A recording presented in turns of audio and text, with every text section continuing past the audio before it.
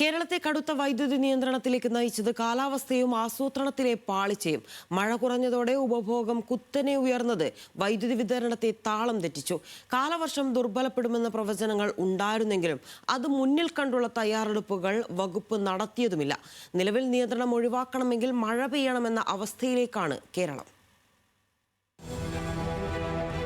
Current കട്ടാകാതിരിക്കാൻ മഴ പെയ്യുന്നതും കാത്തിരിക്കുകയാണ് ഇപ്പോൾ വൈദ്യുതി വകുപ്പ്. പെയ്താൽ കട്ട് ഒഴിവാക്കാം, ഇല്ലെങ്കിൽ ഇടവിട്ട് രാത്രിയിൽ ജനങ്ങൾ വിയർക്കും. മഴക്കാലത്ത് തിരിച്ചു തരാമെന്ന് പറഞ്ഞ മറ്റു സംസ്ഥാനങ്ങളിൽ നിന്ന് വൈദ്യുതി കടം മേടിച്ചാണ് വേനൽക്കാലത്ത് മുന്നോട്ട് പോയത്. കാലവർഷം മാസം 2 പിന്നിട്ടിട്ടും കടം വാങ്ങിയ വൈദ്യുതി പോലും കൊടുക്കാൻ കഴിയാത്ത ബാധ്യത വൈദ്യുതി വകുപ്പിന് വന്നു. ചൂട് കുറയാതിരുന്നതോടെ വൈദ്യുതി ഉപഭോഗം വർദ്ധിച്ചതും പ്രതിസന്ധി ഇരട്ടിയാക്കി. ഇപ്പോൾ പ്രതീക്ഷിച്ചതിലും അധികമായി പ്രതിദിനം 500 മുതൽ 600 മെഗാവാട്ടാണ് ആവശ്യകത. ഇത് മുൻകൂട്ടി കാണുന്നതിലെ പരാജയമാണ് ഇന്ന് നേരിടുന്ന വൈദ്യുതി നിയന്ത്രണത്തിന്റെ പ്രധാന കാരണം. പവർ എക്സ്ചേഞ്ചിൽ നിന്ന് വൈദ്യുതി ആവശ്യത്തിന് കിട്ടുമെന്ന് വൈദ്യുതി വകുപ്പ് പ്രതീക്ഷിച്ചിരുന്നു. രാജ്യത്താകെ വൈദ്യുതി ആവശ്യകത വർദ്ധിച്ചതോടെ ആ വഴിയിലുള്ള ലഭ്യതയിലും വലിയ കുറവുണ്ടായി. ഇതോടെയാണ് കേരളത്തിൽ വൈദ്യുതി നിയന്ത്രണം അനിവാര്യമായത്.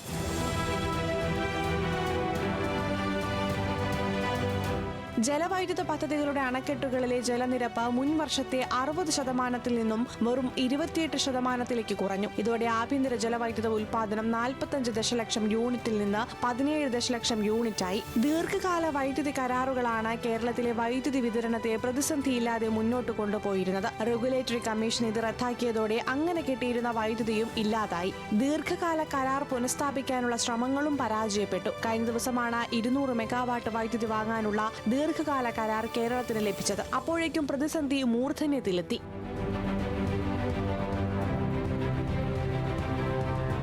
ആവശ്യത്തിന് മഴ ലഭിക്കുക മാത്രമാണ് വൈദ്യുതി നിയന്ത്രണത്തിൽ നിന്ന് ഒഴിവാകാൻ ഇപ്പോൾ കേരളത്തിന് മുന്നിലുള്ള ഏക മാർഗം. വൈദ്യുതി ഉപഭോഗം കുറയുകയും ചെയ്യും, ആഭ്യന്തര ഉൽപാദനം വർദ്ധിക്കുകയും ചെയ്യും. ന്യൂസ് മലയാളം, തിരുവനന്തപുരം.